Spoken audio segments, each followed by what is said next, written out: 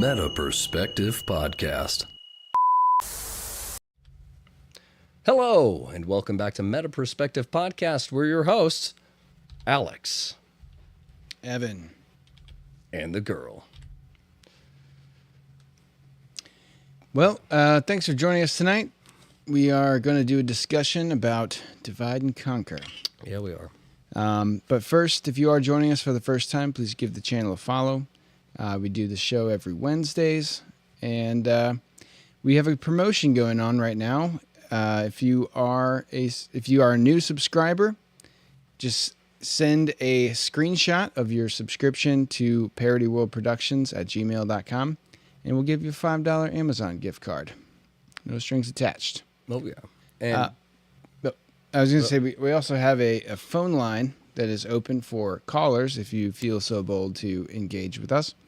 The number is going to be cycling on the screen, and it's connected to the Bluetooth. Your number will be anonymous. You don't have to worry about,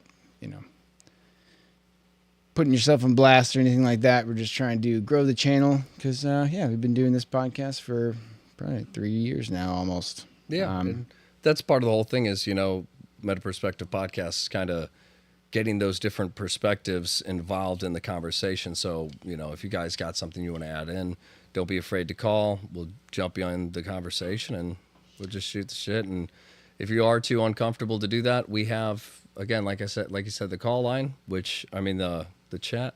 Yeah.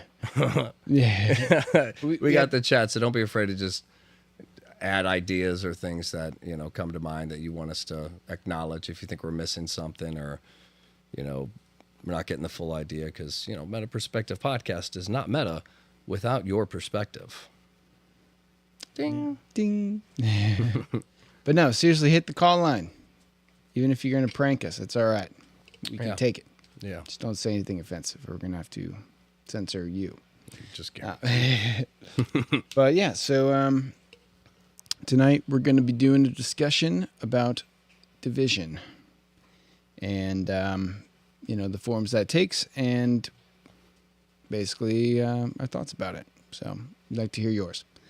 So I'll start this discussion off basically kind of with a statement. Obviously, people are more divided than ever. And we feel that it's by design. It's advantageous to keep people divided because then they cannot unify. The reason that's important, preventing the unification, is because this comes down to the idea of the proverbial they. You hear a lot of people talk about this, it's just like, they're trying to do this, they did this, they. So what is the they? I think it's important to define that before the beginning of the discussion, so we're on the same page. And I wanted to jump into just tap at the beginning what you were saying as far as, we're more divided than ever. I think a lot of people, for anybody who, has an argument to that, again, we'd love to hear it. But a lot of the way I see it is clearly there's been clashing of ideas and ideologies and everything all throughout time. But right now, when you see people so divided on so many things that don't, I'm not going to say they don't affect people or they don't matter. I think, however, in the grand scheme of things, it's never really been something that a society has largely like looked at. It's kind of like, for the most part, every man for himself. I feel like if there was an issue, it's like these people are trying to take over our people. We don't really have those problems anymore. We're a lot more privileged, in America. So I feel like a lot of people, they look for where there's still holes. And they're like, well, this could be improved. This could be improved. And they pander to that, causing arguments between people on how they advertise that. I think most of the issues that we have, most of the things we're divided on could easily kind of just be swept under the rug if we could have open dialogue about these ideas and reach respectful common ground for like, hey, we see it this way, we see it this way. That's pretty close. I respect your side, you respect my side, but we disagree. And both sides could kind of say, okay, That's how we see it. That's how we'll leave it. We'll keep our arguments in the political field with taxes and things that actually affect us. So I would say, for considering we still have some major threats, whether it be other countries or our own economy or what have you, disease, we're still more focused on, we're still more divided on smaller issues, and it's at such a grand scale. That's, correct me if I'm wrong, that's kind of what you mean when you say like we're more divided than ever. It's Yeah, and I would extend that too. It's not, we're talking. We'll talk about the political division a lot tonight, but it's really across the board. It's like, men and women divided more than ever. Left and right divided more than ever. People Cis that and think trans. this and think, religions divided more than, Yeah. it's like, it's a lot of different aspects that, you think that like over time people become more accepting, and then they start to find the common ground and kind of unify. Oh, we're all human beings. We all have lives. We all have jobs, and, we work and have kids and families and all that. You think that would move towards a unity thing, and in our modern world, maybe technology is the factor, but that is, I'm certain that is a factor, but it's not necessarily the cause. I think that we think, correct me if you don't think this, but there's something at play that is stoking the fires of the division. So that being said, talking about the proverbial they. Who would want to divide us? And we'll talk about, the reasons why division, maybe achieves a sort of a goal or an outcome. But for the most part, the they is exactly what you probably think it is. It's people that have control or power over us. not preferred pronouns. Not that kind of they. But in a realistic sense, technology has allowed us to communicate better than ever. It's also allowing us now to be controlled more than ever as well. So there's this power struggle. Because, the they, what I'm really talking about in the they is people that Largely influence. Yes, large influence, and people that believe that human beings are kind of a cancer to the planet and ourselves. The world's overpopulated, we're over-consuming, we're sucking the resources out of the earth. It needs to be stopped or curtailed somehow. The worst case scenario would be everybody comes together and they just kind of go wild and sap the earth, and then we're all destroyed. That's kind of like the end goal understanding of the they who want to, keep us separated, keep us isolated, and prevent some kind of, unity from forming. Which again, if you look at how things are now, I mean, I would say the whole world seems to be kind of falling. Every country's kind of taking a hit and getting a little weird. And the culture in every country doesn't really feel the same anymore. It all kind of is blending to the same gray of like all the ideology for every country is kind of starting to seep in. You see that this is getting pushed to here, this is getting pushed there. And it just seems like a lot of the uniqueness about different types of cultures is kind of fading away. So when you kind of unify everybody under this kind of ideology of like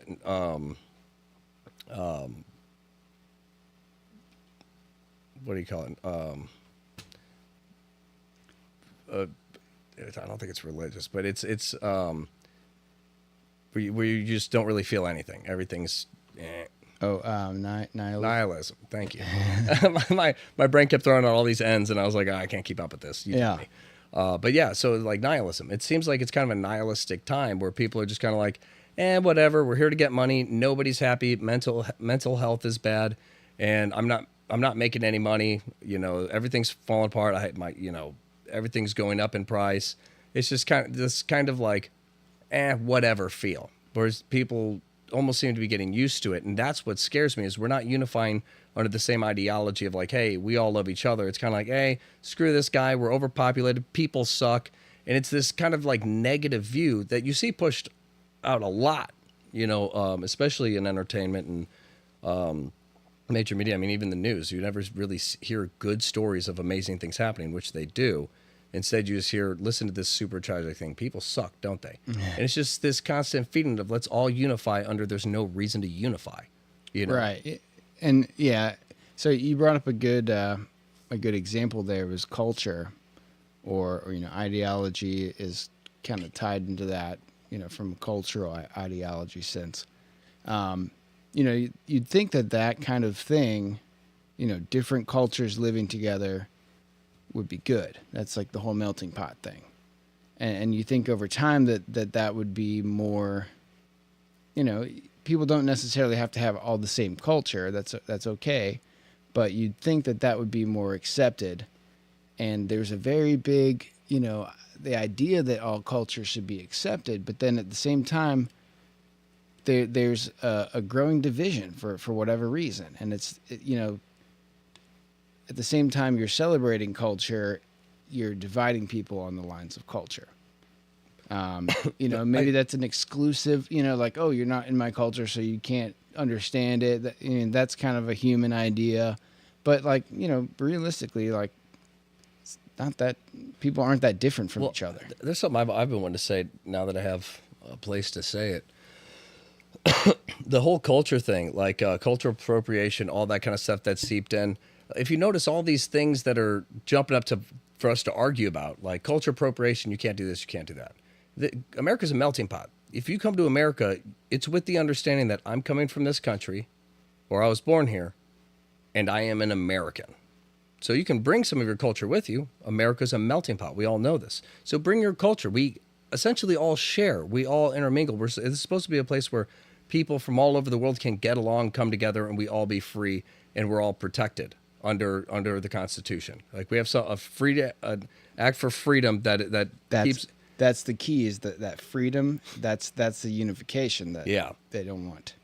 And that's what bothered me. I was in a situation with a girl who went to some university that taught her all about this stuff, about how it's racist if you try to participate in other cultures, and I didn't really agree with that. And so I'm sitting there, I'm talking to a friend of mine, he's black, and I said, I had longer hair at the time. I was like, I've actually been thinking about getting braids. I was like, I think it'd be cool. I've always I've always wanted to try them, just see how they look and stuff. And he's like, yeah, it'd be dope. Like, I think you could pull them off. The girl jumps in and she says, you can't do that. That's cultural appropriation. I went to this school. I should know. And I was like, so you're saying like, because I'm braiding my hair, somehow now I'm being racist and offending people? She was like, exactly, blah, blah, blah, this and that, and told me all this stuff. I said, well, I believe in not judging people by the color of their skin. I said, I have a percentage of African in me as well. My great-great-great-great-grandfather was very black, very African. So the argument became, what percentage do I have to be able to celebrate that part of my culture?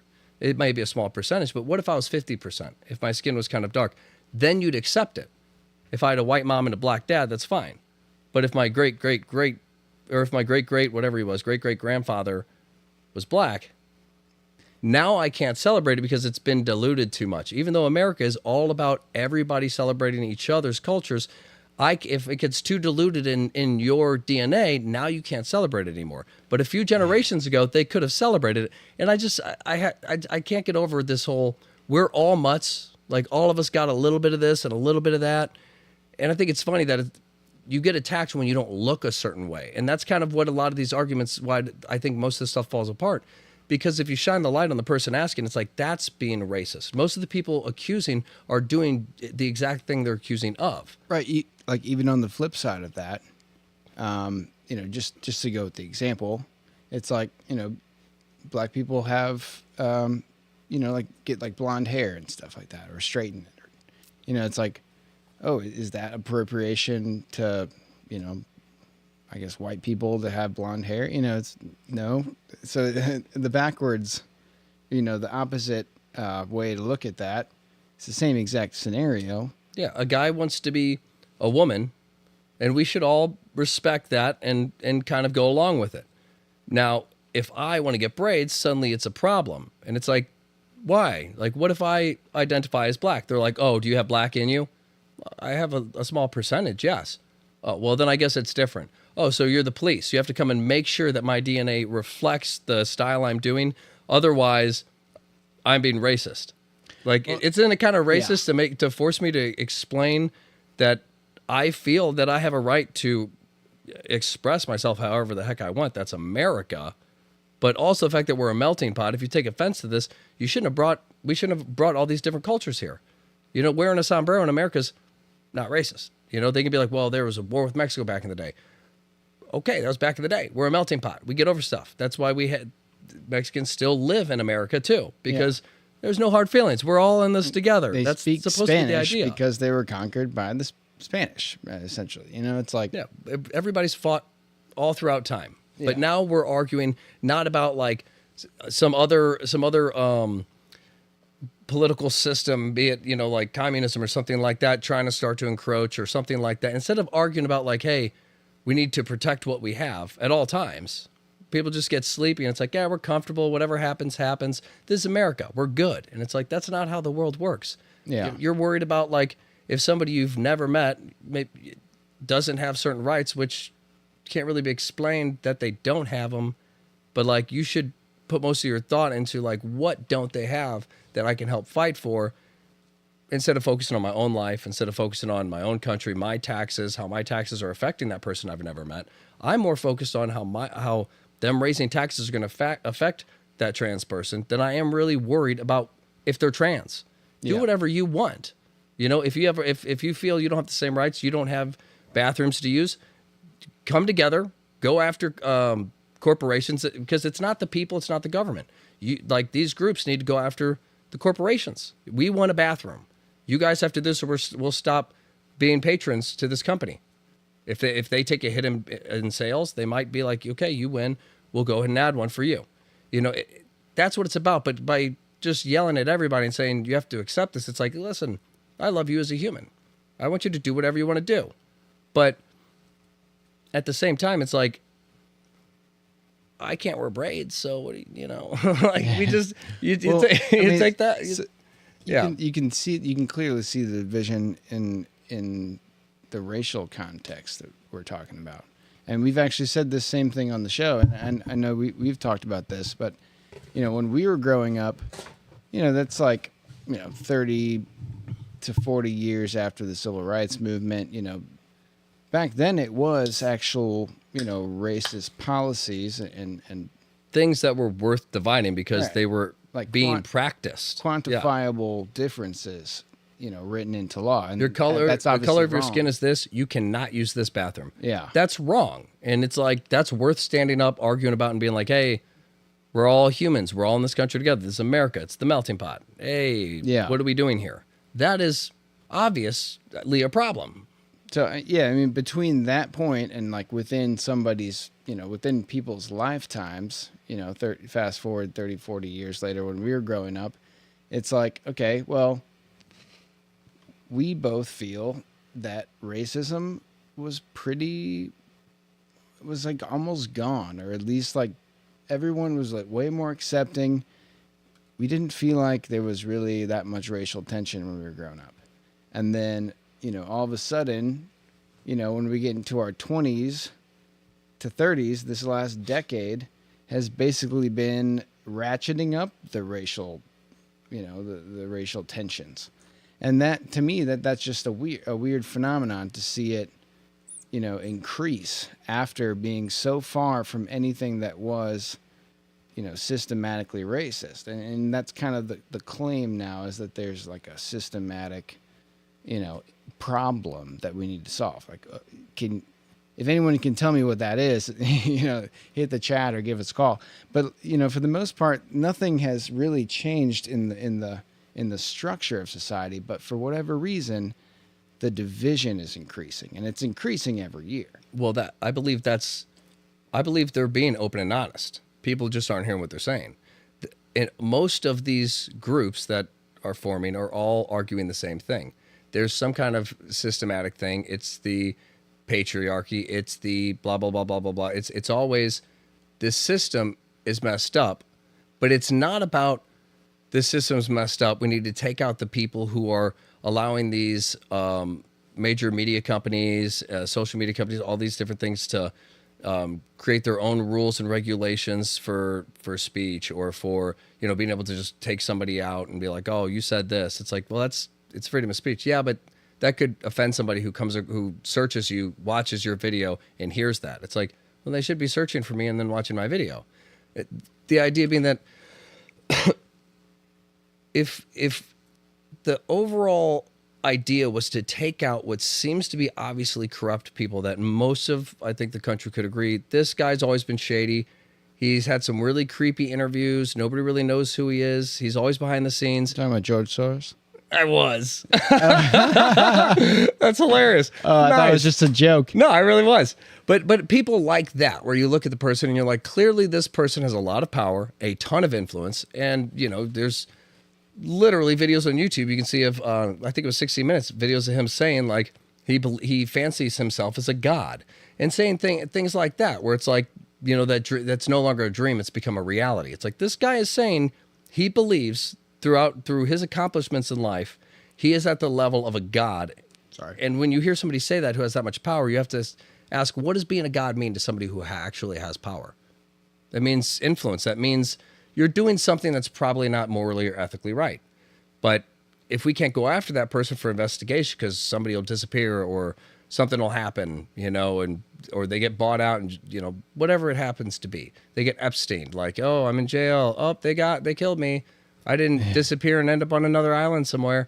You know, stuff like that, where it's like, if it was for a good cause to get rid of what is obviously a corrupt structure, you know, John F. Kennedy talked about, and a lot of big people have come out. Trump recently said if he's reelected, he's going to start going after the shadow state and making arrests. Clearly, what these people are talking about when they say shadow government, shadow state, shadow whatever, they're saying it kind of oversees us. It's there, but you can't really touch it. It's like some separate entity. Now, if that's what you're talking about, some systematic system of oppression, I would say yes. There are things that are created to keep us down, to push porn culture, to make, you know, to push obesity, to push basic slothfulness, and just make people kind of docile. Now, if you could do that, clearly you could take over a country. And if you're doing that, what are you telling people to do? We're saying there is a racist system. There is a male system. Basically, we just need to redo the country in a way that you guys want, and that's how it's sold. So the idea being, if we could dismantle the government and start new, have like the New World Order or whatever, the Great Reset, One global government, the Great Reset, all this stuff. It's let's create a new infrastructure. Let's create new ways of doing things. It's going to be green. It's going to be healthy. It's going to be all these things, and we're going to have new laws, new things. We're going to basically build a place where, you know, you don't really own anything. Everybody kind of just rents. You know, you work and you have access to whatever you need. It's like, that sounds good, but you're glossing over the fact that that is socialism. Or with hints of communism. It's a large decrease in the quality of life for most people, at least in this country. I mean, you know, yeah. If you factor in other countries, okay, yeah, maybe, but like, how are you going to solve that problem? That's a very big problem. And that's you exactly, you can't just, everyone in India now, you know, lives in a sustainable house, and, you know, like, that's a really big hurdle to achieve. So why are you trying to bring down, like, why would we support something like that when our lifestyles are already good, when our society is working and has worked for a long time, and we have the freedoms to do what we want? exactly. And we get the most out of our lives with this context, the system that we're given. Why would we give that up? And the idea is we would give that up because we are the cancer, you know, like, we have to give it up for Exactly. the greater good. And, you know, who's going to realize that greater good? And that, you know, and in a high-minded, like, step back, look at this whole situation from an alien's perspective, yeah, maybe this is a good idea. but when you actually, think the about individual- it, there are other ways to get to that same outcome that doesn't involve total control over our lives. I would argue something as simple as instead of spending tons of money, trillions on war, take like 2% of that budget and go to some of these areas and start creating places where you can manufacture and supply the things these people will need for sustainable water, sustainable electricity, things like that are a little more cutting edge, but like maybe just a cheap version of it. This works. We're going to have places where we teach you guys how to use this so you can maintain it. We're going to show you how to use this stuff. Because this area has so much violence, we're going to come in and with our military or something instead and take out some of the bad guys that try to stop us from building this up. I guarantee you it would cost significantly less, and it would stop a lot of wars if we started going out and extend our hand and saying, instead of just giving you the guy who runs your country, instead of just giving that group in that house, the White House or whatever place, whatever country, whatever big building they have over there, instead of giving them all the money, why don't we go to that country and give them what they really need?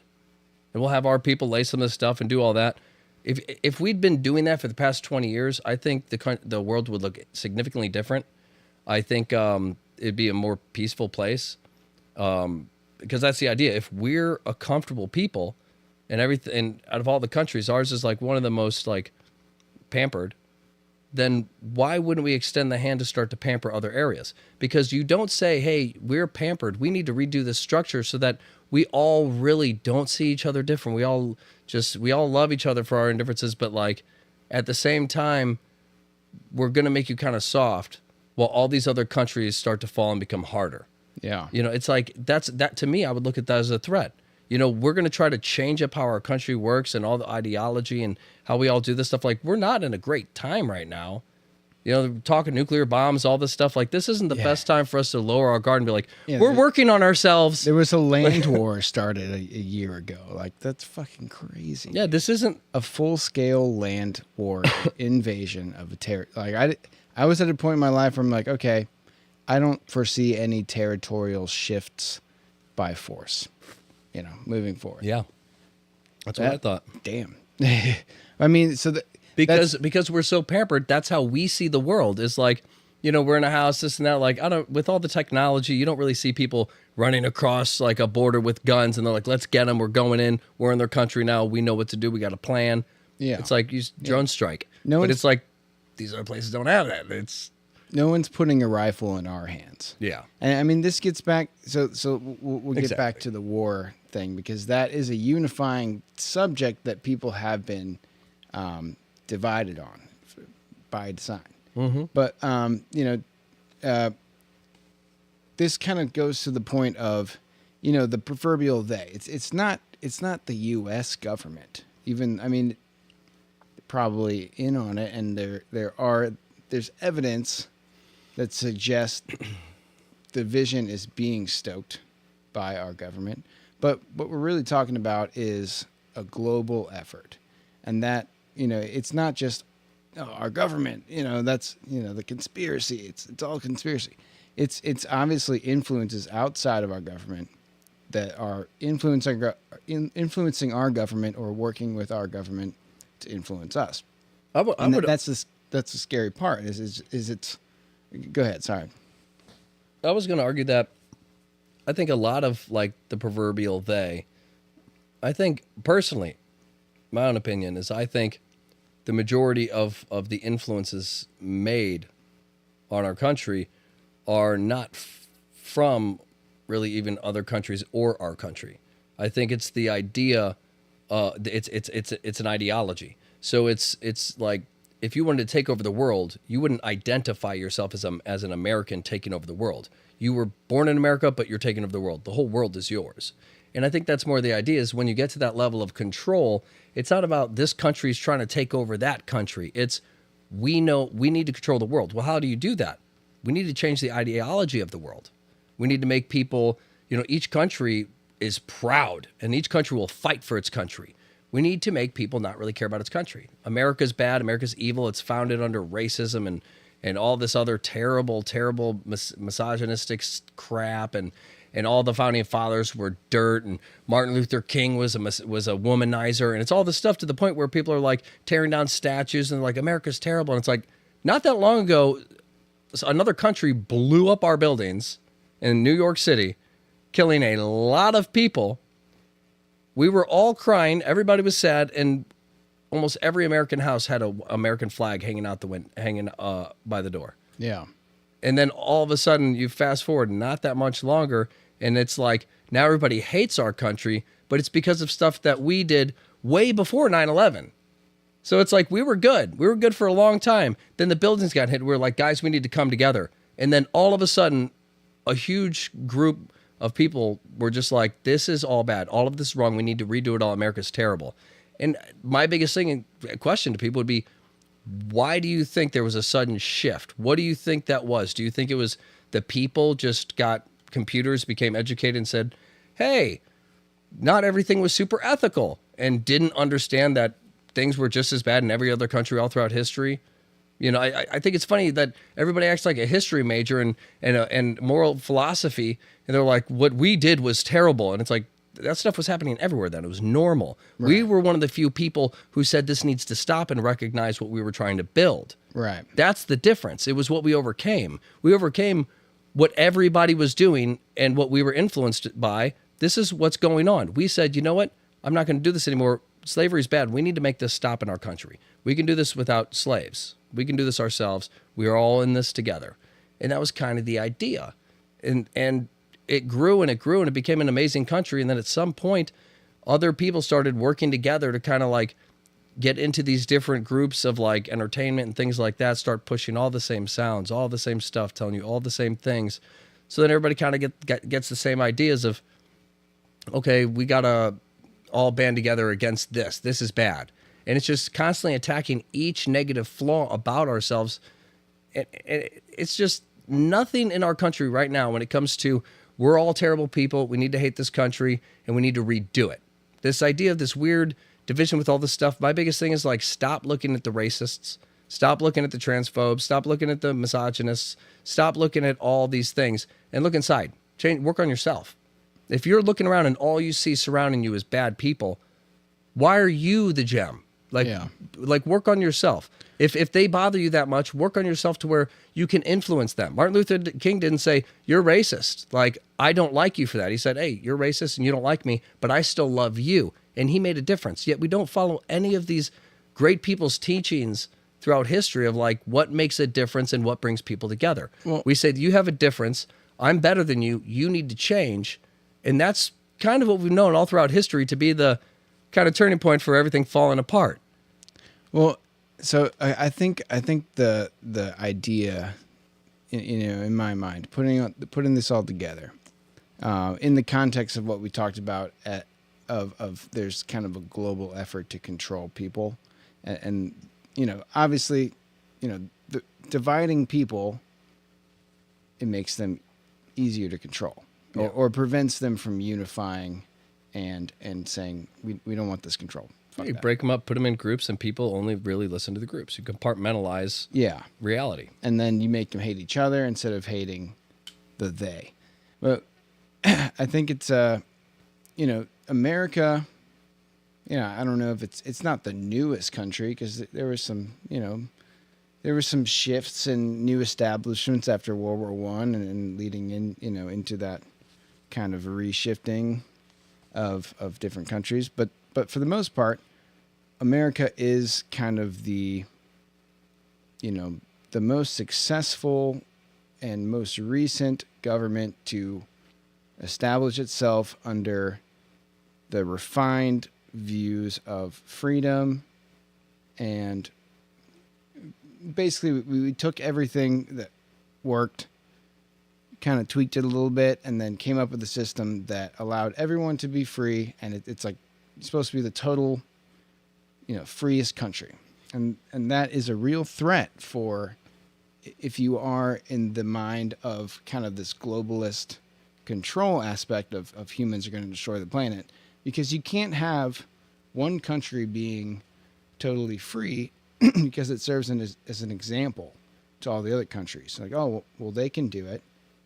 Look how they work together. Look at the infrastructure they've built and the wealth they've gained. Right. At least what it looks like. We can't control the entire world population without controlling America.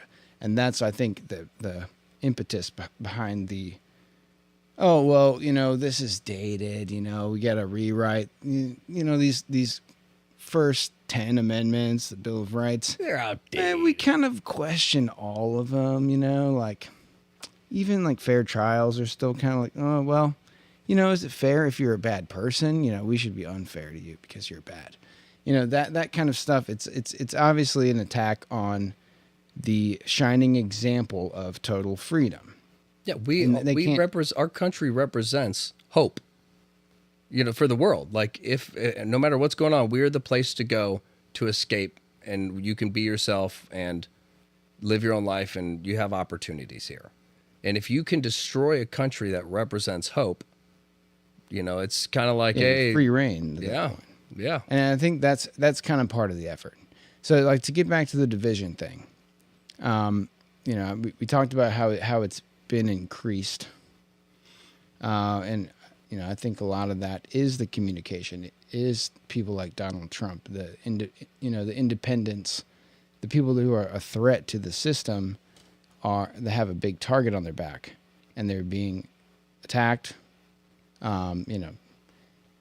They're stoking the division around these sort of things, so people don't decide like, oh, well, me and you have different kind of beliefs and ideologies, but like we both agree on this. Let's all stand together to support this.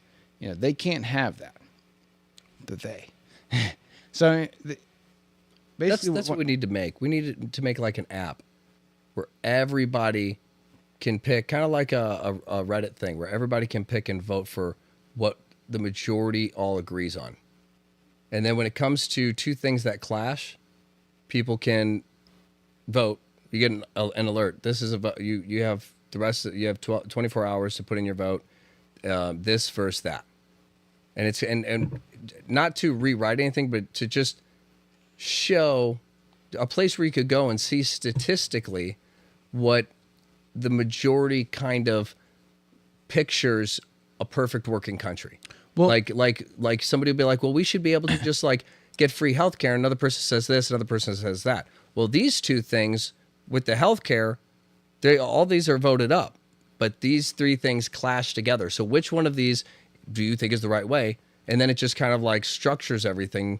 God, that'd be really cool. So let me put a point on that. So that is essentially what I believe to be the problem. Is this you're basically putting people into a situation where it's black or white, right or left. There's two options. Well, there's two sides. What I'm saying is there's not a spectrum. What I'm saying is a lot of times that is how it is. Yeah. And especially when you get into the intricacies of politics, I'm saying like to see like what people would view a perfect like democratic society or perfect like what the majority. Yeah, like if everybody gets on this app and does their votes for like, I think this is better than that or this is better than that. I think but again, when something comes up that's that butts heads, it's like, what does the majority think for this? Okay, this one won. Now we have to go back through these things. Okay, let's say this one beats those, it goes back up. All right, which one? I'm just saying in the sense of I'm not saying that because we haven't really gotten the chance to do that in a long time. Because when people vote for, we want this guy in office because he says he's going to do these things, and we believe that these things will make a difference and these will be the best things. That person gets in. They don't really do those things. A lot of times they do some of the opposite of those things, and they say, well, it's hard to do these. You don't really understand how it works. And then the next guy comes in, he's like, I'm going to fix all that. I'm going to do all this. Then he gets in, and he fixes some of the stuff, but then he does the opposite of the stuff that you wanted him in for. You're like, you also said you'd do this, and you're doing the opposite. I'm glad you fixed the stuff that he did and put it back to what it was before he was in. Yeah. It seems like everything's kind of the same all the time, right, except like taxes keep going up. Flip-flop. Yeah. And so like that's kind of what I'm talking about. But to have a place where everybody could come together and be like, what do we all agree on? Forget politics, forget people trying to implement things. Like, what would be the vision? Like, if we could all vote together and create our own society without these other people, what would we all agree on together? I think that'd be a really cool experiment. And I also think that's part of the problem too. And I'm not saying anything that you just said is wrong. I'm just kind of I'm saying I'm I trying to do paint agree this that part of the picture. problem is how politics are coming out and saying, "Hey, does this hurt your guys' feelings?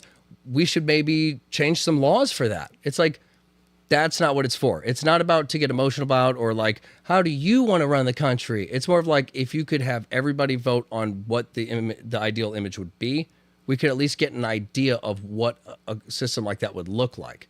Obviously, the Constitution is like one of the most airtight things that's been around Yeah. as far as the society Well, goes. yeah, it's designed to further the ideas of the majority and also protect the minority, which is a super important part. Huge. And this kind of goes into what we were saying, or what you were saying about the, like if everybody just decided, then it would be this or that. And I think the real goal would be that, the majority wants this, so we give them this, but then the minority, they have something to look forward to too. They get something out of this also. It's not just, oh, this side wins and you lose.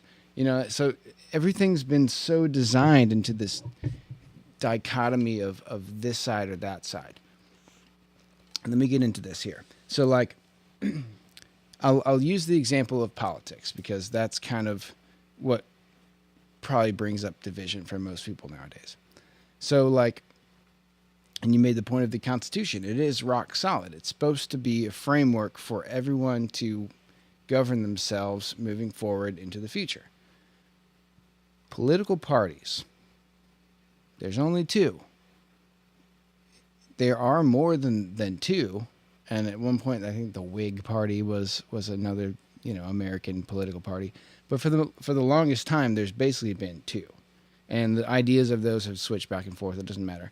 There's just two. And those, like, political parties are not in the Constitution. Sorry, my mouth's really dry tonight. The way that we run our elections is not described anywhere in the founding text. There's nothing that says that the political party nominates a candidate and then these two candidates are the only two choices. It's evolved that way because the political parties, yeah, they're trying to because of corporations, maintain bigger that power. businesses, people who have the money influence them. They end up having so much influence that they're like, "Hey, we got a guy to run for you." Right. And you're like, "Who's this guy?" Nobody's ever really heard of him. They're like, "Oh, he was some guy who worked under this guy back in Idaho." And you're like, "And now he's running for president?" Like, Well, I mean, that's why independent candidates are such a threat. And you ask any politician that's come up through the system of their party, is that they owe so much of where they are to their party, getting them the influence, supporting them, giving them money, all the stuff, donor, it's a whole, basically you can't get out of it. And you like to ask every politician like, oh, let's just dismantle the way that the two-party system has worked its way into our elections and into our government. None of them would be complacent to that because they all have ties. So there's not really not an easy way to unravel that. So this idea of this side or that side, this is really being pushed and this is really stoking the division because, I ask all of you out there, does your personal views, if you really sit down and think about them, did they fall completely on one side or completely on the other side? We've been influenced, like I see this both in conservatives and liberals, right? So like I say that I am an independent person because I don't necessarily agree with everything on one side or the other. I would like the option to pick and choose. But we don't get that option.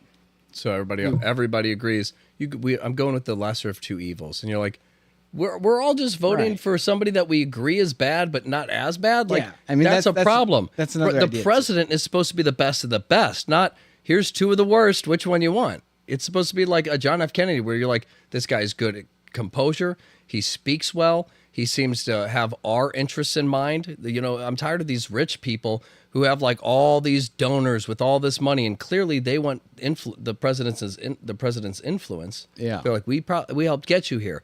Do you think this rich guy who owes all these people for getting him here is really thinking about our taxes, or do you think he's just trying to run out the clock while making the changes they want him to make?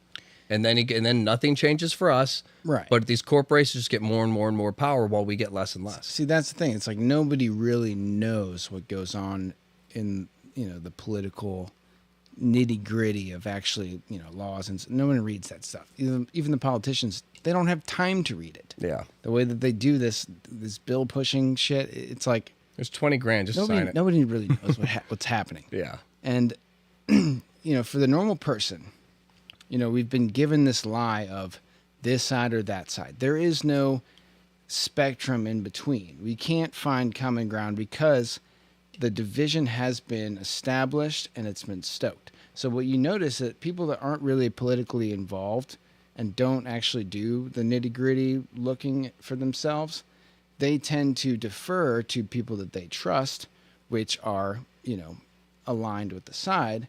So then the areas that they might entertain, oh, well, I agree with that from the other side. They've been influenced now to reject that idea. So like even something that's like, liberals tend to have more of a open social policies and not government rights, but like, social acceptance and rights and stuff like that. Like I'm all for that kind of stuff. Yeah, we're all humans. I want people to be happy in their own Right. skin. I want Yeah. people to be happy to do what they want to do. I think there's also this extremist view where it's like there is a limit to that too, though. Right. It's like it's not about, you can let, kids act like dogs in school, in class when they're there to learn, and they're running around chasing a ball in the middle of a lesson, and you're like, I have to respect that. Like you also have to have discipline. You have to teach discipline. You have to teach a child how to teach himself. Right. This is going too far. There's But building blocks. But yeah, I mean, the point of what I'm saying is, I think a lot's I find myself to be more, economically, fiscally conservative. I think the policies of the conservatives work better for our economy. And, we've already spent a lot of money as a government. I don't like the debt. That's my big issue. But like some of this other social stuff, I agree with that too. But I can't support my, what's important to me without other people thinking that I don't agree with the social things. So it's like, they obviously didn't ask me about it. They just assumed because we're so divided. And that is part of the division. It's by design. You can't allow people to unify and say, oh, we both agree with this, because it's been so ingrained into our mind. It's this side or that side. There is no in between. Like if you just like the economic policies of the conservative side, it means you reject everything on the liberal side. And I think that's like a really hard hurdle to overcome. Talking to people, just trying to find that common ground. Maybe your best friends and stuff like that, you can kind of you can get into that, but like for the most part, it's preventing people from thinking outside that box. Yeah. Because they don't look into the stuff for themselves. So they're just deferring to what other people say. They're getting strengthening their view, and anything that is a threat to that, they get defensive and they lash out and attack. They don't even know why. They're just repeating stuff that they hear. Yeah. And then that's kind of what people have fallen into is I've just been repeating stuff that I hear. And if someone challenges on me, instead of like questioning my own reality, I'm going to double down, get defensive, and attack. Yeah, it's overwhelming trying to understand this stuff. So I trust my side's experts, and they said this, and that makes a lot of sense, and it sounds smart. Instead of really knowing what that means, I'll just use that as my point to attack because, again, I'm the righteous side.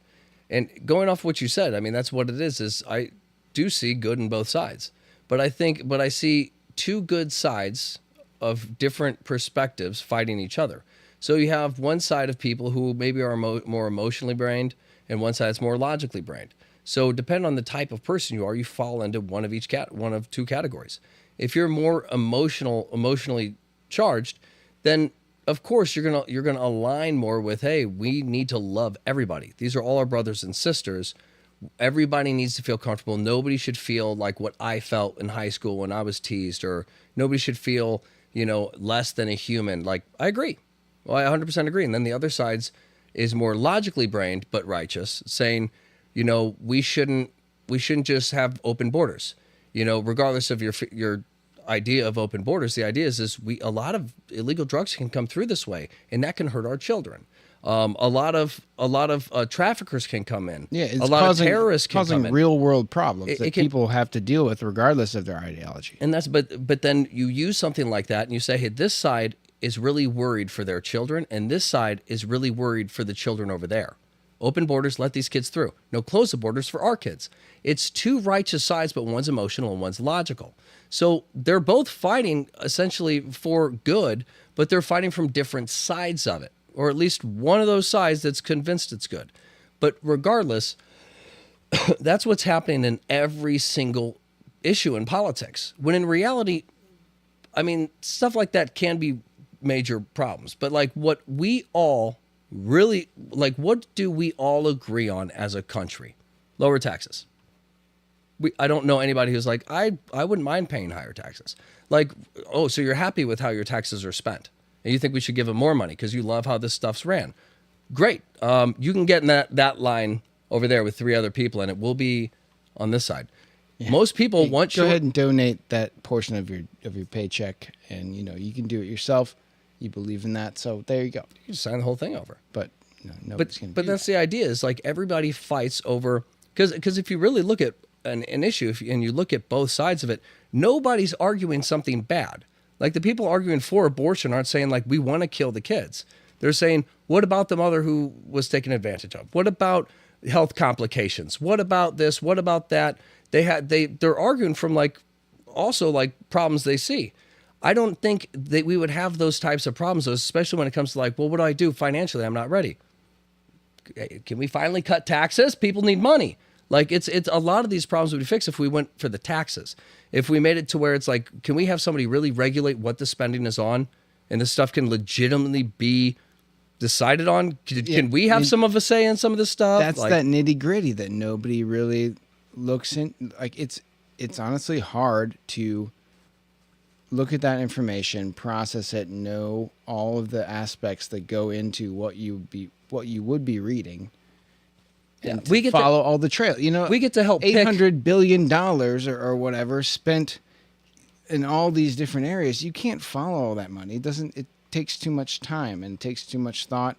And if you're going to try to quantify it or put it into a, some kind of central idea that people can digest, I mean, that's basically kind of what reporters and stuff do. They try to do that, but they used to do. Their bias is shown through. They're doing it with an objective. So they read what they want, they take what they want, and then they overlook the rest. I make $24 as a journalist doing this pretty dangerous stuff, going after these big guys. Hey, we noticed you were following us. $50,000 if you just say that we're not that bad. I mean, deal. And that's the thing too. It's like you have so many people out there that are writing these articles and doing this reporting or whatever, that the only way that their stuff gets read, the only way that they get paid on advertising dollars is if they hit you with the shocking headline or the shocking piece statistic or data, like something that they cherry picked to give that shock value to strengthen the division based on the idea of, that side bad, this side good, Yeah, you don't want to go to this park. Here's pictures of it just covered in ants. And everybody's like, well, I don't want to have a picnic there. There's ants anywhere. Well, I was taken right after the ice cream festival, where everybody had an ice cream fight at the end. They didn't tell you that there was a lot of fun at that park and you could have come, but It wasn't advertised. They just attacked us because they don't want you to come to this park. So they only said that there was ants, but they didn't explain the ice cream fight party. That sounds pretty fun to me. Sounds like a pretty sweet park. I'm just saying. Yeah. But that's like you're saying. That's the problem is we have a choice when it comes to who we want to run the country. But then we don't even get to know what the money's our money is being spent on until it's already been spent. And then you find somebody in the media who comes out and says, "Hey, it's a good thing that we just spent $5 trillion to help blah blah blah," and you're like, "We had that much money? Like, oh, hold on, you didn't tell us you're going to do this. Like, when did you do this?" So like, "Oh, this happened 2.5 months ago." But like, we're going to show you how great it did, and you're like, "The place is still on fire." I don't understand what did we do? To go off what you just said, We got the money. we have a choice, but we don't have options. Yeah. We have two choices. Options are for the ice cream truck at the park. You want chocolate, vanilla, strawberry? We got plenty of options. But I mean, so that's that's the political, aspect. And we kind of touched on the racial part. Religion's another one. It's religion, historically and spiritually and fundamentally, does unify people. It unifies people within that religion, and it generally kind of teaches acceptance for other people. it was originally a major part of the founding of this country and how it was established and how we all agreed on how both sides or all sides kind of agreed on what we thought should be the ruling order of this country to be the most free and the most equal and the most respectful to one another. Yeah, based on biblical principles. Yeah. That the West has known about and adopted for a long time. Also relating to kind of like the ancient Greeks and this idea of democracy and, kind of rights and all this stuff like that. It's not a bad framework to start a country because it is a unifying thing. It strips away our differences and it gets to the fundamental core of what people want, how our lives should be lived, the human experience, and ultimately, progression of our spiritual and physical selves and as a society. So it's a good thing to found the country on.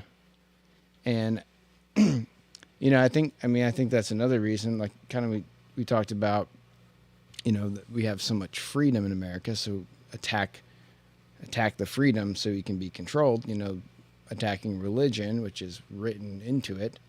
That's part of it. If you can turn people, if you can turn at least a good chunk of people against the Bible, then you can start saying, look at how this is written. Let's get the biblical stuff out of here.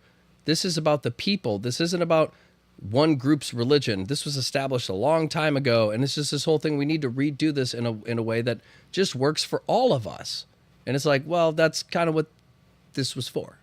Yeah. But if you turn everybody against every aspect of where our freedoms come from, like you said, you're convincing people to allow you to have to give you the power really to make the changes that really just suit you.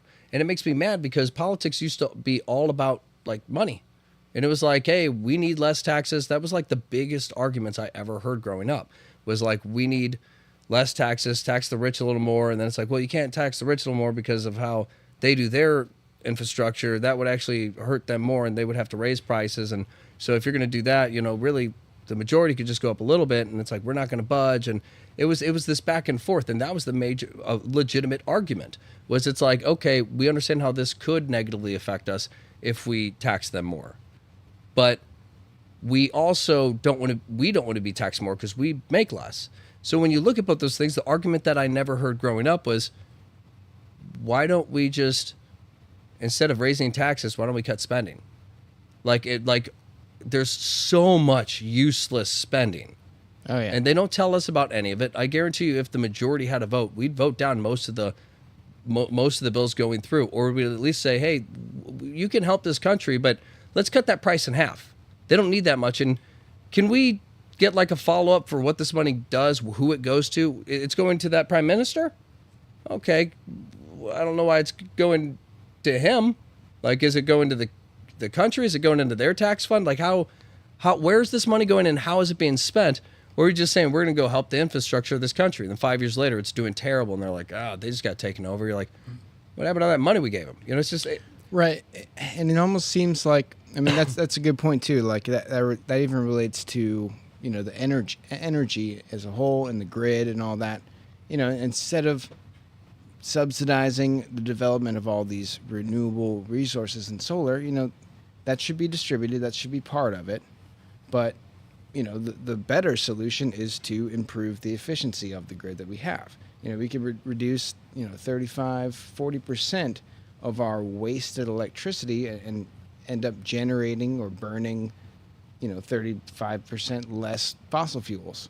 But, you know, for whatever reason, we've all been told this story that we need to develop, you know, the solar, this renewable stuff. Well, what about the nitty-gritty infrastructure stuff that no one really wants to talk about? You know, those solutions are intangible. They're hard to package and sell as a politician or as a policy or whatever, you know, what have you.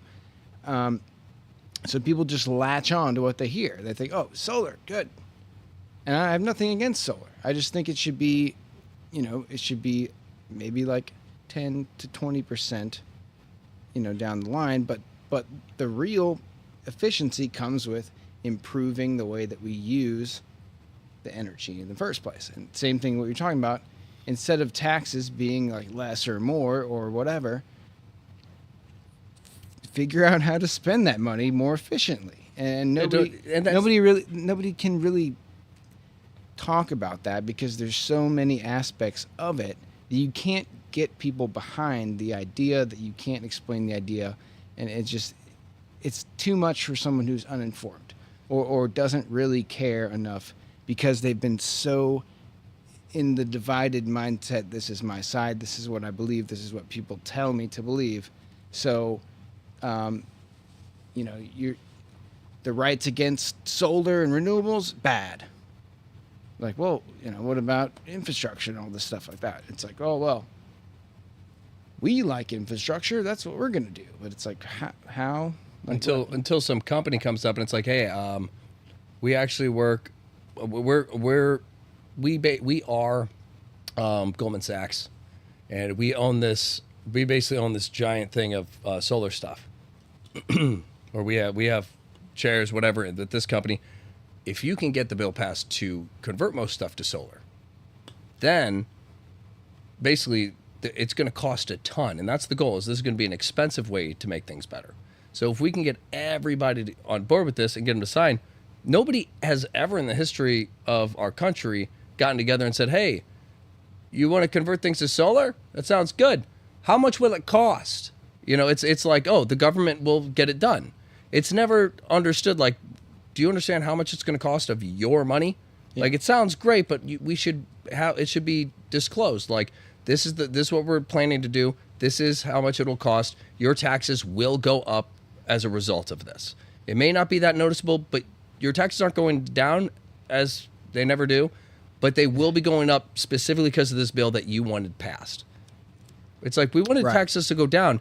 Do I really care if things run more efficiently if I don't notice a difference? Like, I'm glad, like, there's a smaller carbon footprint, but it's like, what I'm doing is nothing compared to these corporations, you know, poisoning the water, deforestation, like all these different things they're doing that take real legitimate time to recuperate.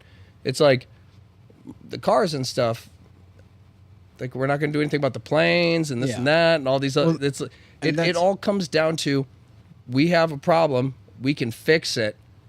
You may not notice how the solution helps you, but we'll notice the difference in how much money we get. You're gonna lose some. The banks are gonna get a ton. All of a sudden, our debt goes up even more. We're still overspending, and it's all for something that isn't really immediate. And I think that's part of where all this gets lost too, is because you have, you know, for the most part, an uninformed population, and I don't mean like uninformed like they're stupid or something like that. It just, in order to be 100% informed on all these intricacies and minutia, you would literally have to spend all day looking into it, tracking it, and then the next day there's like 10 times more. And that's So just one aspect of the issue. Yeah, and it's impossible to follow all this. And at the same time as you have the population in that category, like, oh, they don't have to actually make these decisions. They just choose the person to make it for them. Well, the person that's being chosen, the politician, which is on one or the other side, they don't know how this stuff works either. So like they might know, specific areas more than others, but for the most part, nobody really knows how it all plays out and the whole web of this stuff. And the division aspect that's being pushed, it goes, from the population to the politicians. It's all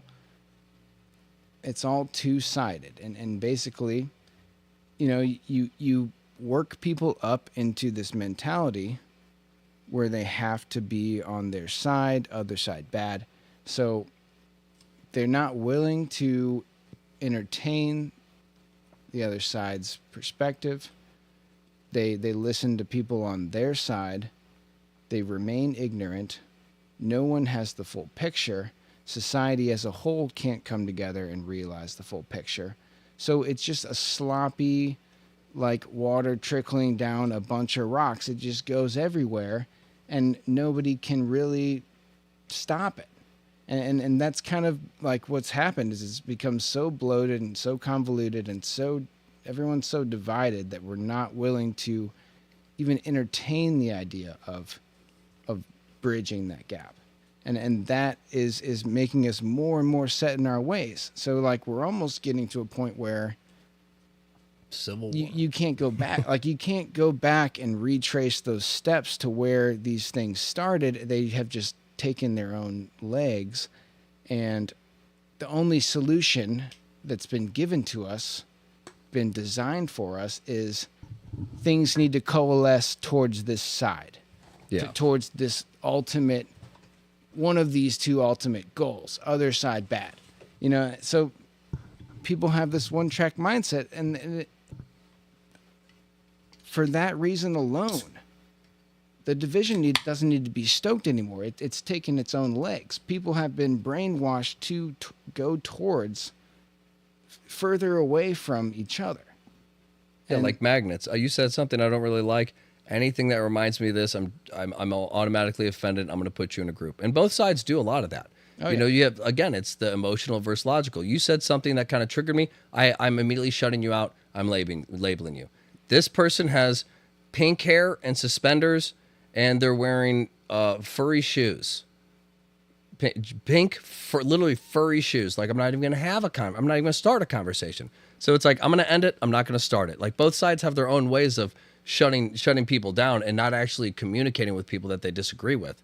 It's more of like, if I think I could persuade you, I'll try. And and that's really what it is for both sides. And it's the primitive reasons, like you just said, like you revert to, I think I could like beat you into submission. Yeah, you got some shots in, I'm running. Like, I don't like the shoes you're wearing or something. It's like, let's discuss the intricacies of the comptroller's latest third bill, the S91-47 bill that gives 47% of the allocated budget from the city's overrun fund to the municipal divisions within Sector 7. No one talks like that. Nobody knows what the fuck's going on with that.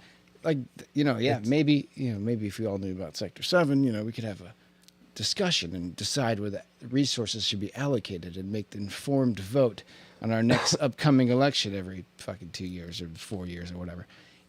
So that really, the illusion that we have any control over what really goes on or even know what's going on is out the window. So we revert to that side bad. I don't like his red hat. It's like... And nobody looks at themselves as bad. So it doesn't matter if you're on the right side or the wrong side. You're going to look at your side as right. And everybody's going to look at the other side as wrong. And that's just... like you said, people have been brainwashed and essentially raised, domesticated into this ideology of, if my group feels like it's right and I know I'm good, then eyesight's good. It's like, well, the other people feel the exact same way. You know, it's like, so there's not it's not even necessarily that there's a bad side. It's just, like you said, people are ignorant of what's really going on. They're ill-informed. And to go off what you were saying with that, there was a story about, we've all heard one of the theys from back in the days, Rockefeller, Mr. Rockefeller. One of the things I heard about Rockefeller was he owned all this oil, right? And they started messing with the monopoly. They're like, you can't really do all this, blah, blah, blah. It messed with his money pretty good. So he's like, I'm not really sure what to do here. Then he saw that in science, the medical industry was starting to notice that they could do new types of medications using petroleum. Oh, yeah. So he was like, I got an idea. So he paid a guy to learn everything he could, go to the schools, sit in with all this stuff, and learn it to the T.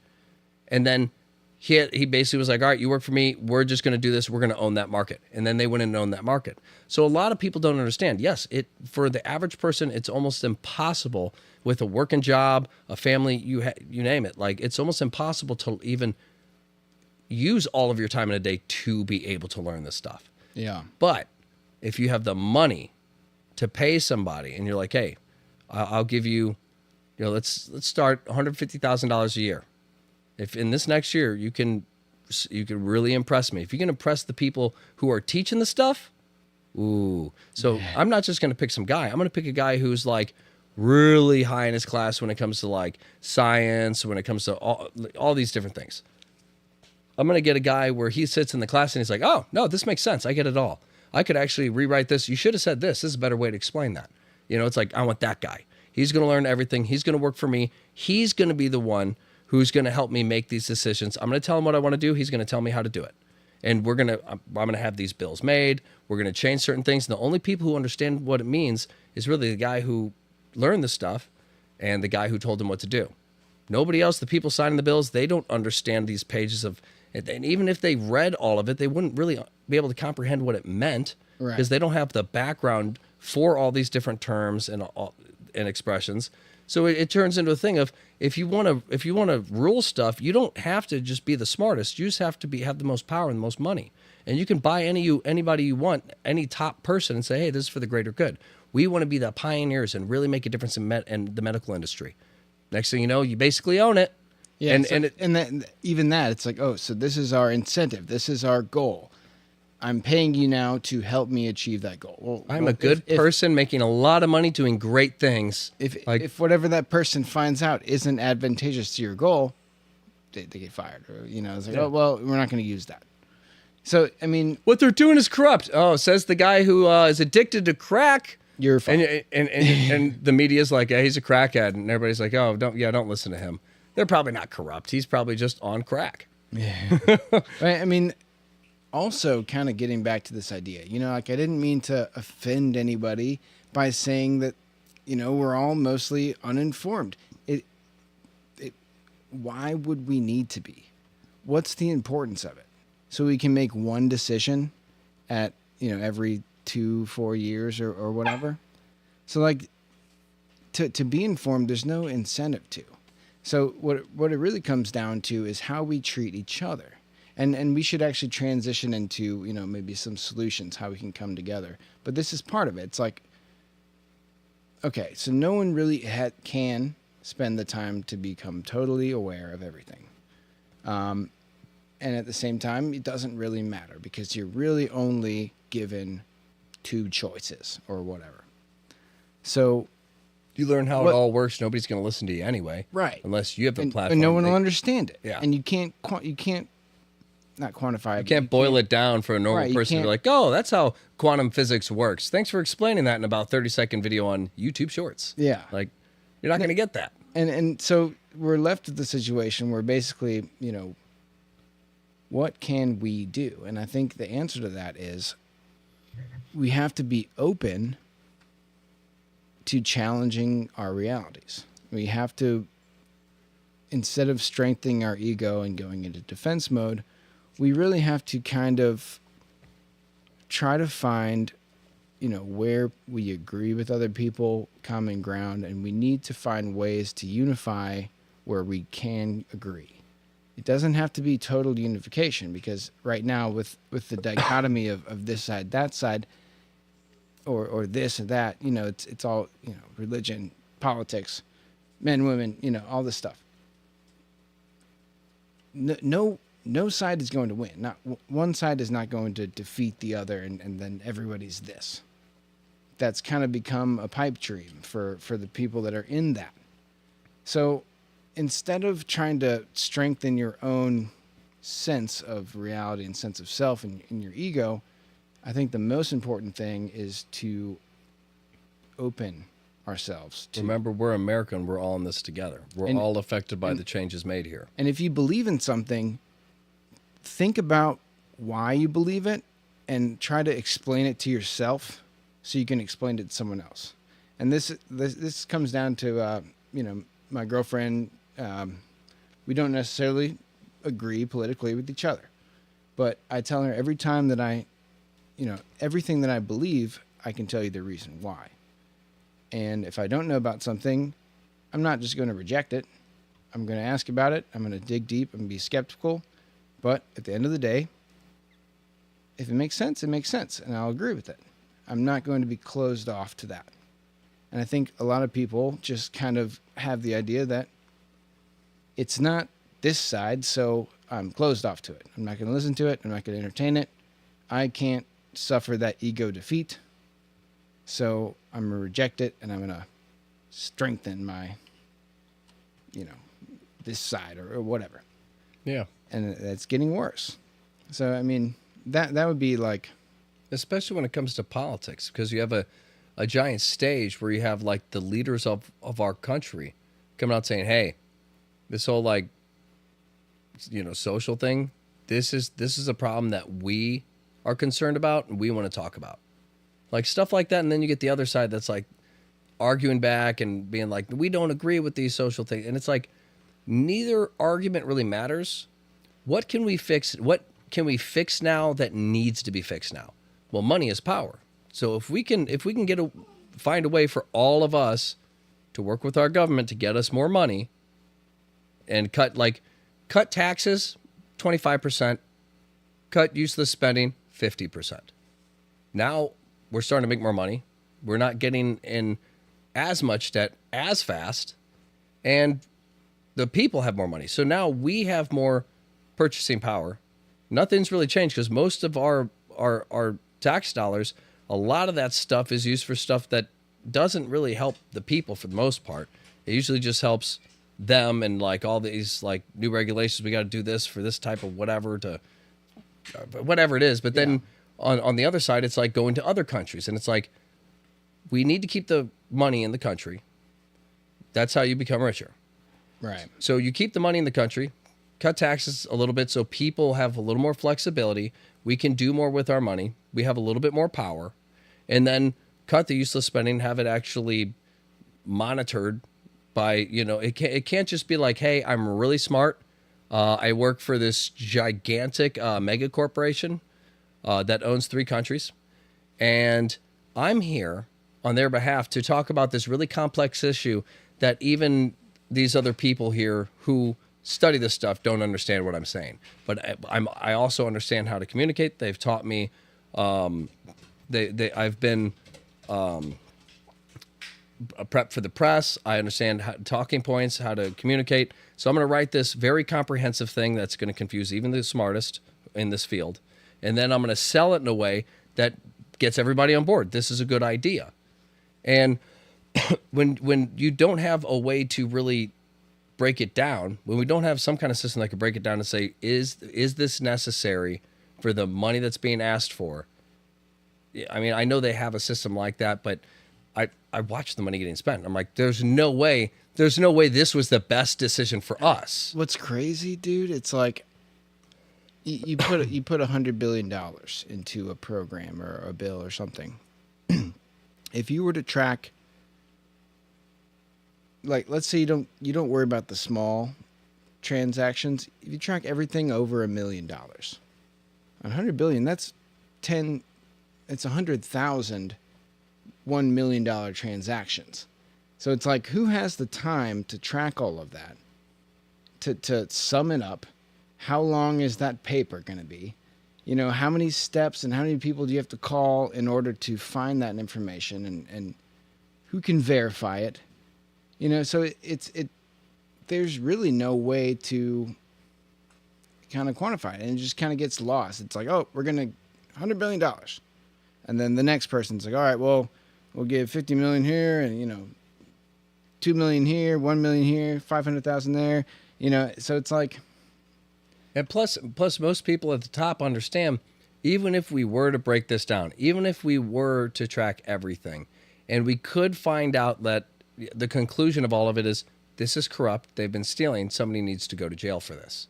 Even if that was the conclusion, the people at the top understand that whoever goes to jail is not the person who was responsible for the idea. The person who goes to jail is the person who's been making a ton of money, who's been the face of this, saying, this is a good idea, do it. They're the most liable. They're the one who took the responsibility. Maybe they didn't even understand everything that was going on. Yeah. But once the ramifications take place, if something does flag it, and that person, they do go after it, the person they take down isn't even the person who's going to keep making those types of decisions moving forward. And there's about 1,000 other bills like that out there, and you just finally found a problem with one. So there's no accountability. No. There's no, which just creates more of the problem. yeah, and so like kind of get into some solutions here as it's kind of wrap up this discussion in general. I talked about the individual things that you could do. Examine your beliefs, examine your side or whatever. If you believe something, you don't know much about it, try to question, why you believe that. Be open to, the fact that you might not know. So you can't be diehard, for something if you don't really know about it. So just like try to inform yourself a little bit. Going beyond that, I think, what's really going to kind of, because the two sides, the division gap is getting wider and wider. I think that one of the solutions is going to be something like an independent candidate or leader or something like that kind of brings the best of both worlds together, and like something that everybody can kind of get behind. And obviously, Donald Trump is not that necessarily. He is an independent candidate, and he does kind of pull things from both sides, but no wonder he's been so attacked and so vilified, is because the actual nitty-gritty policies and stuff like that are a threat to the they that likes to keep he's people a divided. businessman. He follows money. He sees how it works, and he goes, "I'm going to stop this. Hey, we're not giving you money anymore." And the country's like, whoa, He's effective, but You're doing what? You're pulling it? Like, it was your guys' idea. Don't take the money. He's Yeah. like, no, I know what they're doing. I know why they're doing this. It's a chess game.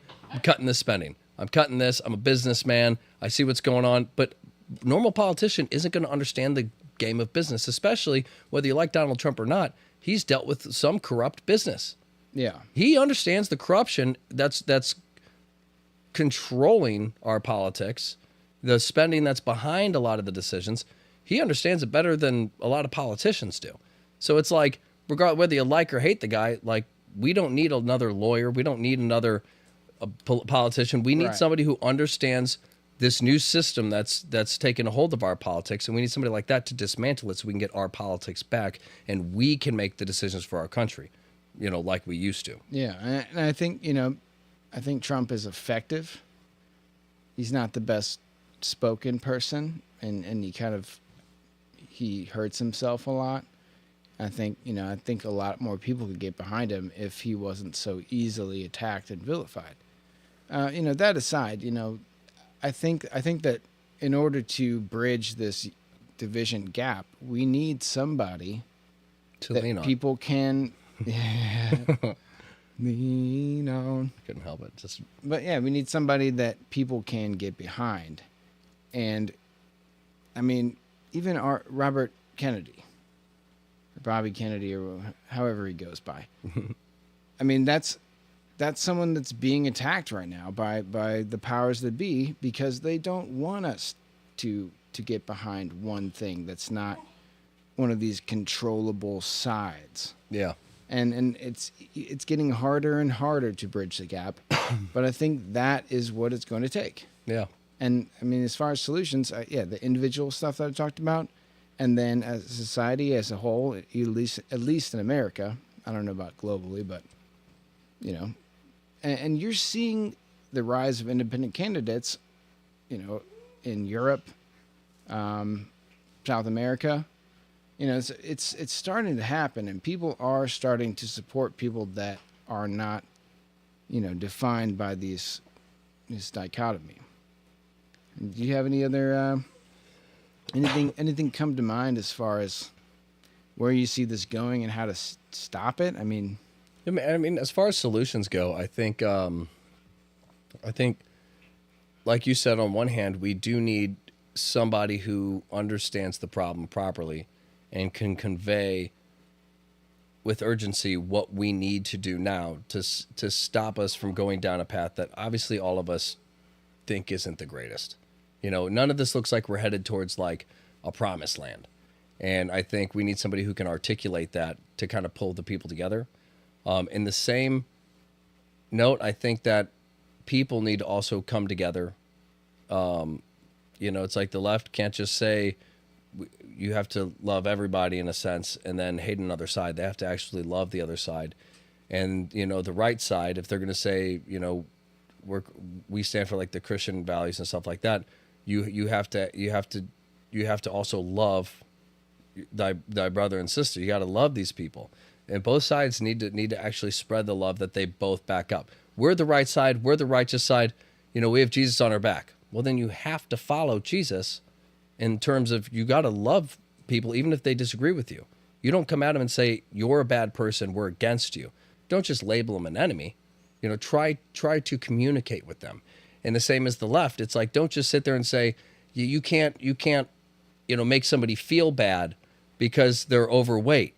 You skinny, big-nosed freak. And you're like, I can't help my nose. And you also just attacked my weight. Like, where's the love? Like, it's both sides. Right. Both That's sides claim to be righteous, but they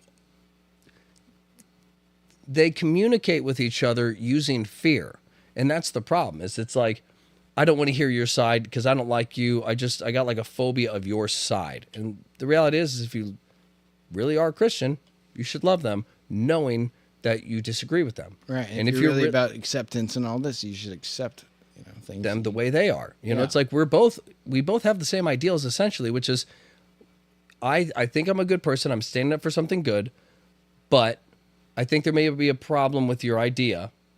I still love you and I'm willing to talk. Both sides need to come from that common ground. Yeah. And I think if we could do that, we could at least come together long enough to realize a lot of the social issues aren't really there. For the most part, we're all in this together. You know, there's people on the right who are like, I do not support Black Lives Matters, who if they saw, you know, some white guys ganging up on a black dude, they'd run up and jump in and be like, hey, back off him. Yeah. You know, this is one of our brothers, guys. Like, you don't jump him because of the color of skin. What's wrong with you? And they might get their ass beat, but he'll get his ass beat with them because the problems are bigger than like skin color and sex and preference and all that. It comes down to we're all humans and this is our country and we can't let our country go. And as long as we can agree that we're not a bad country and we can reunify, only then I believe we can really start to come together on what the issues we need to tackle are. And again, I think money, clearly a big one. You know, we need to figure out, hey, what's going on with the money? Why are you taking so much in taxes? Why do you take so much in taxes? So much for the things I already bought. $34 trillion of debt. Like what? Yeah. How does I saw a video the other day of a girl who had, it was, I believe it was like $80,000 or something of debt. And she'd been paying it off for 9 years. And at that 8th year, or like 10 years, and at that 9th year, she just put in $6,000 because she was just trying to get it down. She said in that 10th year, a year after she put in that $6,000, she looked up to see what her balance was because she needed it for something, and the balance was $120,000. It was originally 80. Yeah. And the balance that she still owed was 120. Do you know how much she had paid in? 80. 120. She had an $80,000 loan. She had paid $120,000 into that and still owed $120,000. Oh, that must have been a personal high interest. But still, when you look at stuff like yeah, that, yeah. you're like, that is clearly criminal. Yeah. Like, Well, how's it getting that much interest to where, like, that is criminal for a bank to understand money. We understand money. We looked at your finances. You brought us everything. Yeah, we'll give you the loan. But you know there's no way I could do this. Even if I could, it would be me working nonstop, struggling, and I'd probably die of a heart attack from stress. And they're like, you want the loan or not? Like, we're just saying, like, Yeah. we can give it to you. we got a bunch of money back there. Do you want to go through It's other stress people's or not? money, Yeah, but, it's up you to know. you. But yeah, that's what I think. I think if people could come together and agree on what we need to tackle, I think we'd understand we have a lot more alike than different. I think we all stand up for what we believe is righteous, and we need to come together and unify under what we all agree on for what is good. And then we need to look at the things that affect all of us that are bad and tackle those. We can deal with the negative issues between us later, but we need to work on the things that can clear our minds. If we have the extra financial stability, maybe now we can start thinking about these other ideas because we're not constantly stressed about paying rent. Maybe if we weren't focused on all these negative, social issues, and we just came together, it's like, you know what?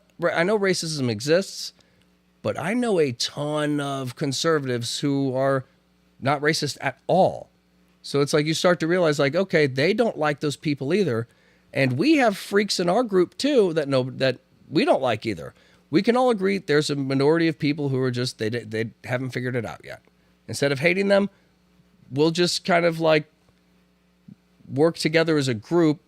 Everybody has a voice, but we're not going to all unify under this one group's voice or that one group's voice. We're going to come together and unify under what actually affects all of us now, and we'll deal with the people we disagree with later. This guy's racist. Okay, he's racist. How do we fix this country? Right. Like I don't like I Yeah, okay.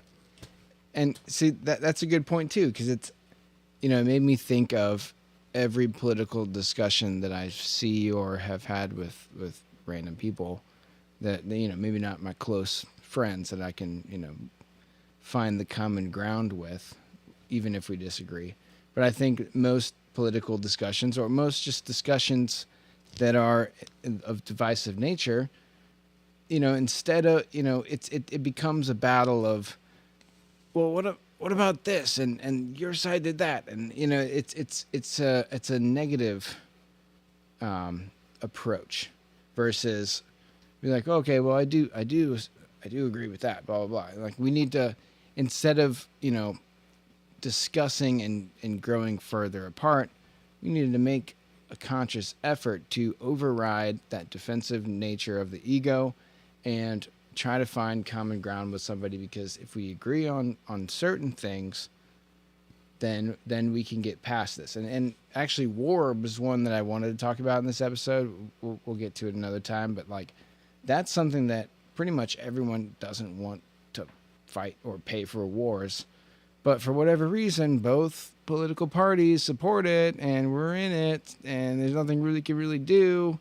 They made So- a decision that Yeah, we so- support, And but that's we're even, not for it. you see how that's becoming even more divisive. Oh, you don't stand with this side or that side or this country. You don't actually understand the issue. If you understand what was happening to this side, it's like we're not even arguing about our own fucking country anymore, guys. Yeah. Like, can we come back together? Fuck everything else. Let's focus on us. Yes, things are falling apart. We are the hope of the world. We're the place that, like, what is the argument for open borders? We're the place people come to get to seek refuge. Yeah, they want to come. So if we're the place everybody wants to come to when they're scared, because we're the place that inspires hope, and that's what we were established on. Golden roads. We were the place of hope. Let's maintain us, and then we'll try to help other people. Yeah. But when our own country is losing hope in itself, why are we helping everybody else? We need to really re-strengthen ourselves.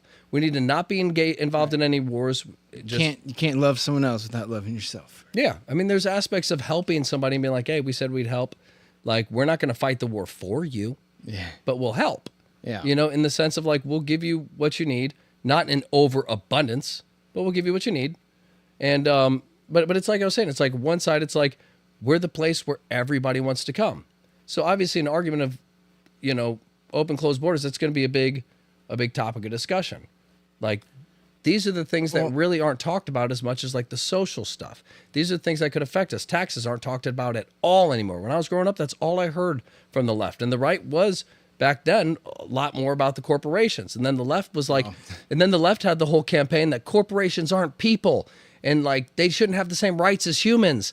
And then now it's like, we're controlled by corporations and you should be happy with what you have and just enjoy your time left. And you're like, did they just say that Before you get live? cancer or you know, Yeah, it's like, or get to an accident with a self-driving car.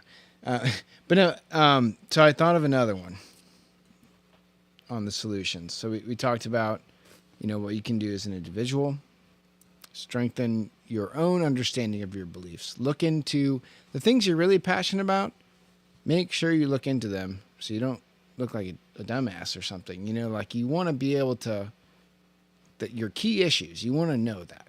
You don't want to be surprised. If you ever get surprised by someone talking to them, you don't know it as well as you think you do.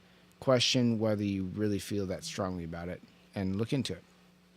Then we talked about, you know, unifying under somebody that has a unifying perspective, and we can all get behind that.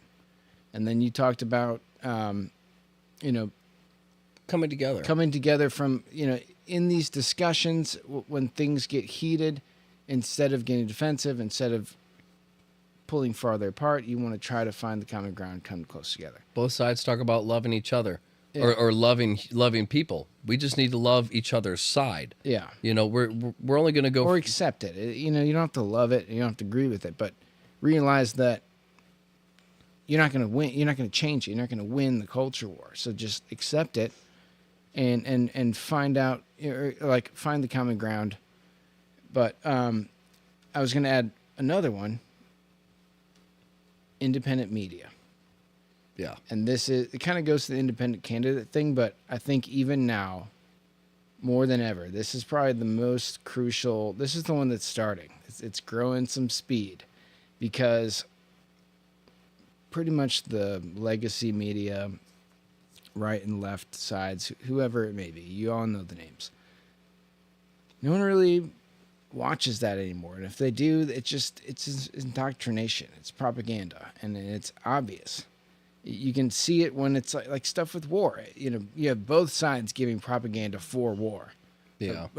Both sides hate each other and they disagree on everything except for profitable war. You know, Yeah. it's like, interesting. It's literally the opposite of us coming together. Yeah. We all love each other. We all agree. But we all want to kill other people. Killing people is bad. Or at None least of us hate like for it. this, and we're fighting over all these issues. Okay, well, we're going to war, and both sides are like, yeah, no, we're for it. Yeah, well, we are too. Yeah, like it's helping people, and it's like that's a great representation of how our political system works. Is nobody really knows what's going on, but when somebody says, "Hey, this is a good thing. Check out what we just did," you're like, well, they wouldn't know something's bad, as you know, they wouldn't be a professional and not know it's bad. You know, it's like they have to know it's good, and they just told me. Not only is it good, but look what we just did. They're hyping me up. Look what we just did. Got this bill passed, and it's all this great stuff. And you're like, I'm sure there's nothing else hidden in that. I'm super happy because that sounds like a good thing. And then somebody comes out and they're like, oh my God, they passed this thing. And you're like, whoa, buddy, that brightened my morning. That's what got me out of bed today, seeing that post. What do you mean that you're against it?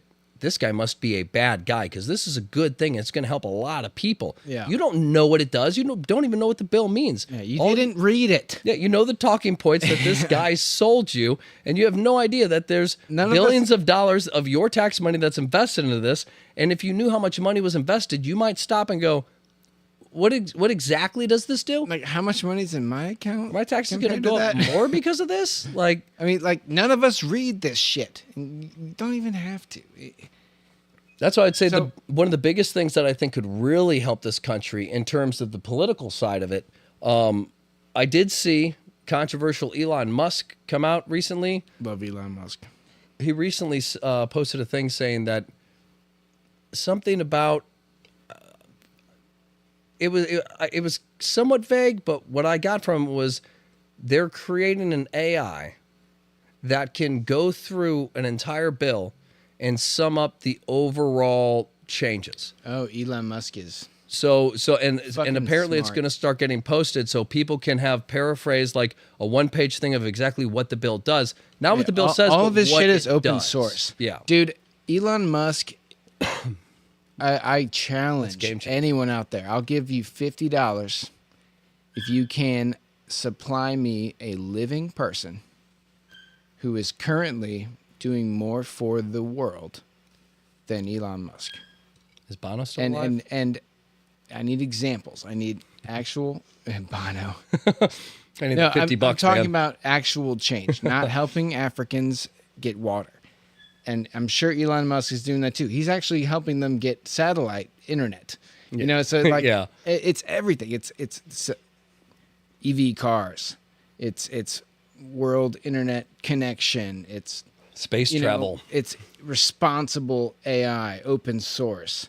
It's free speech, and you see all these virtuous endeavors that this very wealthy Real quick, man even is what you doing. said with Tesla, when he first came out with Tesla, and he's like, "Hey, I found this really efficient, badass way to make an electric car." Yeah, we made it mainstream. He immediately Cool. released the patent. He was, and he was. They asked him like, "Why would you do? You're a businessman. Why would you do that?" He's like, "Why wouldn't I? Why would if I know this is going to help people? Why would I want to be the only one who knows this? I want the competition to push me." Yeah. And it's like that's how people should think. Not like Right. not like I made the best thing, I'm gonna hold on to it, and hopefully it takes people at least 3 to 5 years before they figure out how I'm doing this and reverse engineer it. Yeah. And then I have competitors. But at least for this time I can monopolize and I can use this money to go here and make this stuff that they don't have. So when these other electric EV companies come up, they'll need this from me. Because I'm the main battery supplier or something like that, where Right. it's monopolizing and not saying, how do I spread the wealth? I'm rich as hell. How do I change? You can have anything you want. How do I change the world? Well, whatever you figure out works and helps, you share it. That's everything. That's why our country has so many problems. Is people do not communicate. So the things that could be used to change a person's mind or open a person's mind really aren't put out there. If you're conservative, you get conservative feed on your YouTube. If you're Democrat, you get Democratic feed. It's And like you to- don't. To get back to Elon Musk, though, like, you know, until about a year ago when he purchased Twitter, he was the bee's knees. Everybody loved this guy. He's a man. You couldn't find anything negative to say about him except for maybe he's the king troll. Yeah, And he is the king troll, and I like that about him. It's not a bad thing. and in it's my funny opinion. too. He's fucking king troll, I will say. He walks into Twitter his With the first sink- day with with the his fucking sink. with the sink, and he puts the tagline, just took over Twitter. Let that sink in, Yeah. and he was letting the sink in. A big ass fucking porcelain sink Just- with just a for- faucet and just for a joke to ripped say- out of the wall. Just to say, let that sink in. He's like driving Like, driving it's to work stupid. on his first day of Twitter. He like passes a Home Depot. He's like, you know what? I'm going to go inside and I'll take the most standard looking sink that you have. Yeah. Yeah, he could have just made the thing like, I just got to Twitter, I just took over. Let that sink in. He's like, he just puts Instead, it in he's the like, back. no, I need a picture of me actually in got an there idea. with a sink. It's like, that's for somebody of his status, that's a hilariously childish thing to do. And you see that like It's so relatable. someone like that, rich billionaire, owns multiple companies, a lot of influence socially and economically, is unifying people under. He's doing, sustainability better than the government. He's doing, philanthropy better than the government.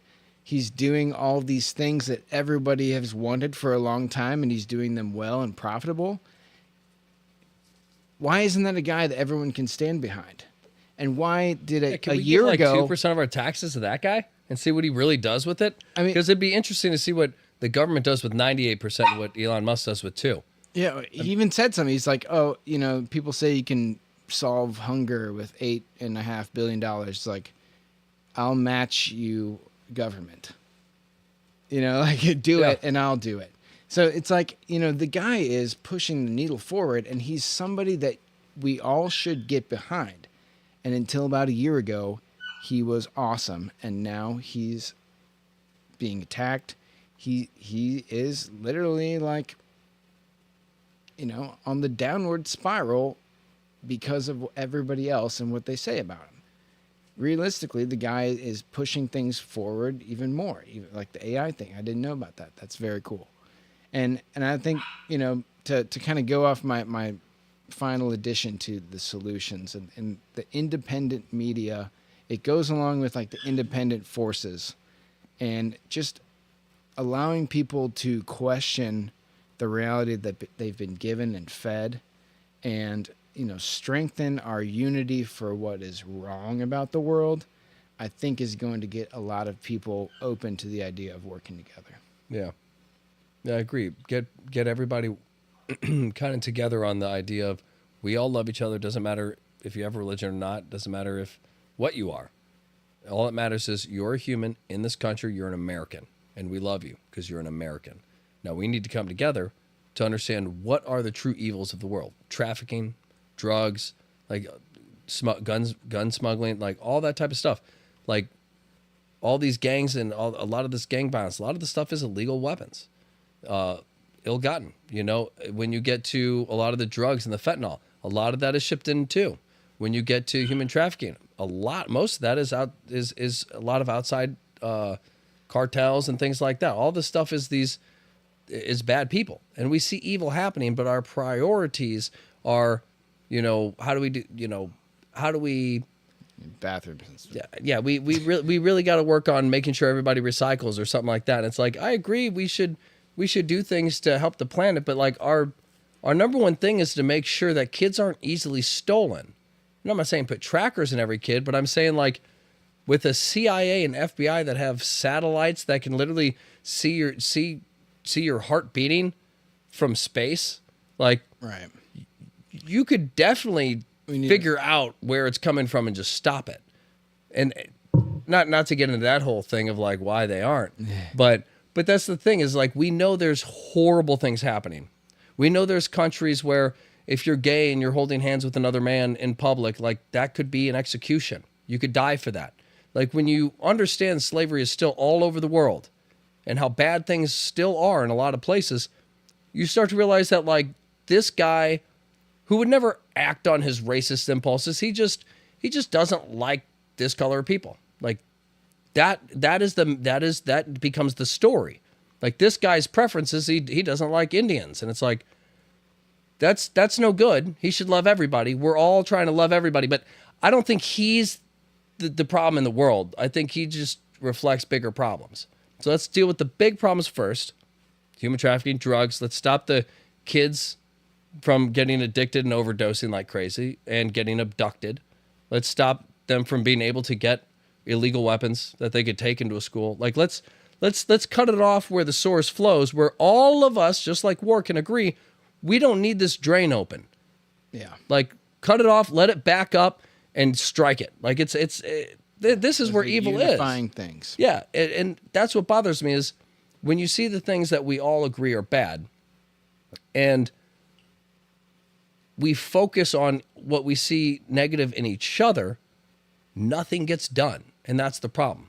Because if I tell you you're a bad person, you're going to defend yourself and tell me I'm a bad person. And that goes back and forth forever while these people are stealing kids left and right. Yeah. And it's like... And all we talked about is how bad we are. Yeah. And it didn't do anything good. Yeah. While we sat there... And we're both more pissed off and more divided and further from each other. And yeah, if we're this... harder and harder to agree on something. Exactly. My main point is if you're that passionate about your beliefs, then your priorities should reflect that. I don't think that bad policies that could hurt everyone should even be considered. Well, how do you feel about human trafficking? It's too big. Like let's stay on topic. You're like, oh yeah, you're right. Right now we're talking about low flush toilets and whether or not they should keep replacing all these schools with them, even though you got to flush them 3 times, which costs more. This is what we should prioritize over gun smuggling and drugs and, the border and money, taxes, like definitely the toilets. Like it's just this this niche market of like things that don't really reflect what the general public actually despises. While all this stuff is still happening. Like people might not talk about human trafficking, but it's like one of the biggest money making things in the world. That's a lot of people who are constantly going missing. That should be number one. I think Just we saying. need to unify under those issues, and The big stuff. I think we've said enough. You guys get the idea. Obviously, we'll talk about these ideas more in future episodes. Join us every Wednesday night, or catch it, on YouTube. But yeah, I think it's a good place to end it here. Yeah. Appreciate you guys watching. Don't forget to like and subscribe. Collect that money. And yeah, Real money. send us a screenshot of your subscription for a $5 Amazon gift card. Send it to parodyworldproductions@gmail.com. And yeah, we'll see you next time.